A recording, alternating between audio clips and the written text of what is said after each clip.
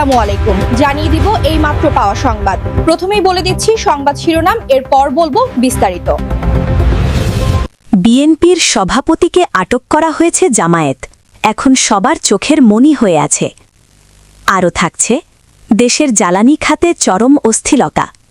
সরকারি দামের তোয়াক্কা না করে ১৯০০ টাকার গ্যাস সিলিন্ডার কেন ২২০০ টাকার নিচে মিলছে না, তা নিয়ে ব্যারিস্টার রুমিন ফারহানার তীব্র ক্ষোভ। এবং বাজার সিন্ডিকেট নিয়ে প্রশাসনের রহস্যজনক নীরবতা। এতক্ষণ শুনছিলেন সংবাদ শিরোনাম। বিস্তারিত খবরে যাওয়ার আগে আরবি লাইভ নিউজ চ্যানেলটি সাবস্ক্রাইব করুন এবং ভিডিওটিতে একটি লাইক দিয়ে আমাদের সাথেই থাকুন। এবার জানাবো বিস্তারিত। সব কিছু ওলটপালট হয়ে গেল এক নিমিষেই।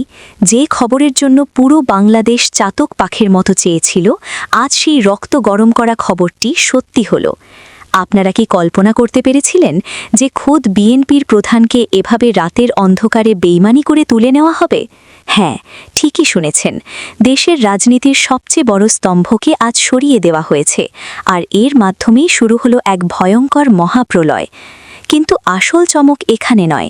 আসল চমক হলো রাজপথের সেই লড়াকু শক্তি জামায়াতকে নিয়ে। যখন বড় বড় নেতারা গা ঢাকা দিয়েছেন, যখন মাঠের কর্মীরা দিশেহারা, ঠিক তখনই দাও দাও করে জ্বলে উঠেছে জামায়াতের মশাল। আজ টেকনাফ থেকে তেঁতুলিয়া প্রতিটি মানুষের মুখে শুধু একটিই নাম, আর তা হলো জামায়াতে ইসলামী। তারা এখন আর শুধু একটি দল নয়, তারা এখন প্রতিটি মজলুম মানুষের শেষ আশার আলো হয়ে রাজপথ কাঁপিয়ে দিচ্ছে। পর্দার আড়ালে কি এমন ঘটেছিল যার ফলে হুট করে বিএনপির কাণ্ডারিকে আটক করতে হলো, আর জামায়াত কেন এখন সবার চোখের মনি হয়ে ধরা দিচ্ছে, তার লোমহর্ষক সব তথ্য এখন আমাদের হাতে। গোয়েন্দা সংস্থার গোপন নথিতে যা পাওয়া গেছে তা শুনলে আপনার গায়ের পশম দাঁড়িয়ে যাবে। এই মুহূর্তের সবচেয়ে বড় খবর হচ্ছে, সারা দেশে একযোগে কারফিউ ভেঙে রাজপথে নেমে আসার ডাক দেওয়া হয়েছে, এবং জামায়াতের এই অদম্য সাহসিকতা দেখে খোদ প্রশাসনও আজ থমকে দাঁড়িয়েছে। তারা বলছে, রাজনীতিতে এর আগে এমন গণজোয়ার আর কখনো দেখা যায়নি। বেইমানরা ভেবেছিল প্রধানকে আটক করলেই আন্দোলন থেমে যাবে, কিন্তু তারা জানত না যে বাঘের পিঞ্জর ভাঙলে কি ভয়াবহ পরিস্থিতি হয়।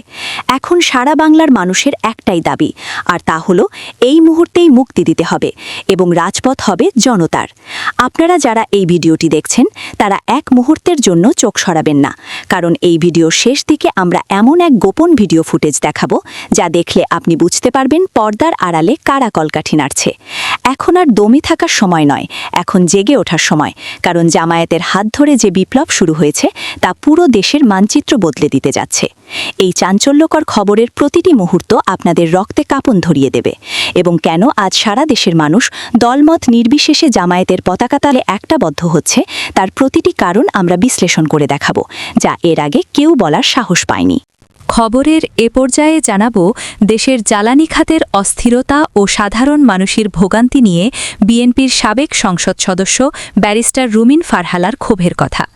সম্প্রতি দেশের বাজারে এলপিজি গ্যাস সিলিন্ডারের লাগামহীন দাম ও নির্ধারিত মূল্যের চেয়ে অতিরিক্ত টাকা আদায়ের বিষয়ে তীব্র সমালোচনা করেছেন তিনি।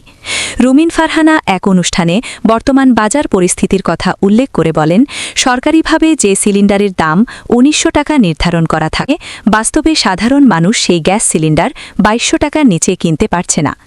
তিনি অভিযোগ করেন যে বাজারে নিয়মিত তদারকি না থাকায় এবং অসাধু সিন্ডিকেটের দৌরাত্ম্যে ভোক্তারা প্রতিনিয়ত প্রতারিত হচ্ছেন। বিইআরসি বা বাংলাদেশ এনার্জি রেগুলেটরি কমিশন প্রতি মাসে এলপিজির নতুন দাম ঘোষণা করলেও খুচরা পর্যায়ে তার কোনো বাস্তবায়ন দেখা যায় না।